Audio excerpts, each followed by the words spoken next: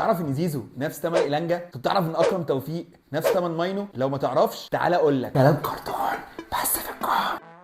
احنا بنشتري راجل يا بابا احمد السيد زيزو. علشان الكلام الحلو ده هنعمل لكم تعفيض، ومش هناخد مليار، هناخد 980 مليون جنيه بس.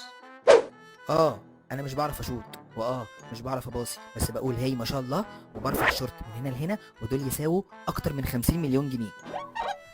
لو دخلت على الويب سايت ده بيقول لك كل اسعار اللعيبه الموجوده في العالم، هتكتشف ان إيلانجا نفس سعر اللي زيزو عايزه من الزمالك، هتكتشف ان اكرم توفيق نفس سعر ماينو ديفندر مانشستر يونايتد، نفس السعر اللي كان طالبه من الاهلي، هتكتشف ان هال باك شمال نيوكاسل ارخص من احمد فتوح، كيركز احسن باك شمال في الدوري الانجليزي ارخص من علي معلول. متفاهم جدا انك تاخد فلوس كتير تلعب بيهم في دوري اقل، لكن تاخد فلوس لعيب في الدوري الانجليزي عشان تلعب بيهم في الدوري المصري اللي لسه فيه ملاعب لحد دلوقتي ما فيهاش كشافات، ويوم لما حبوا يشفروه كانوا عايزين يشفروه ب5 جنيه.